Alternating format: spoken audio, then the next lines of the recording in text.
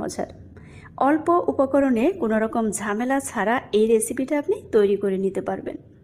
লাশ অমলেট তৈরি করতে পারে না এমন মানুষ নেই বললেই চলে। তারপরেও আজ আমি আপনাদের সাথে এই রেসিপিটা শেয়ার করলাম। যারা একেবারেই নতুন, রেসিপিটা দেখে নিতে পারেন। তো রেসিপি তৈরি করার জন্য প্রথমে আমি দুটো ডিম ভেঙে নিচ্ছি।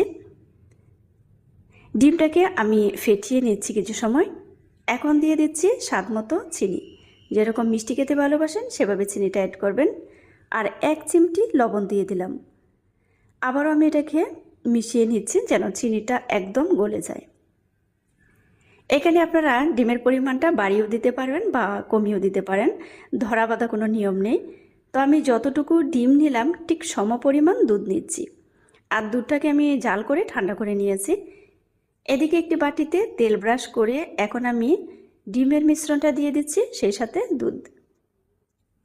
এটাকে একটু ভালো করে মিশিয়ে তারপর আমি এটাকে জাল করে নেব। তবে দুধটাকে কিন্তু জাল করে ঘন করার কোনো প্রয়োজন নেই। এদিকে একটি পাত্রে পানি দিয়ে আমি দুধ আর ডিমের মিশ্রণে বাটিটা বসিয়ে দিচ্ছি।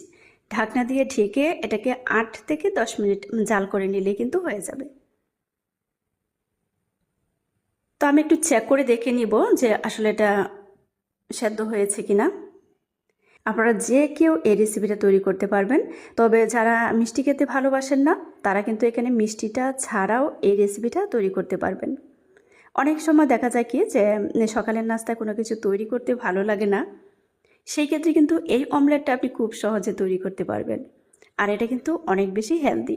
শুধুমাত্র ডিম আর দুধ দিয়েই এটা তৈরি করা হয়েছে। তবে আপনার চিনিটা কিন্তু অ্যাভয়েড করতে পারেন।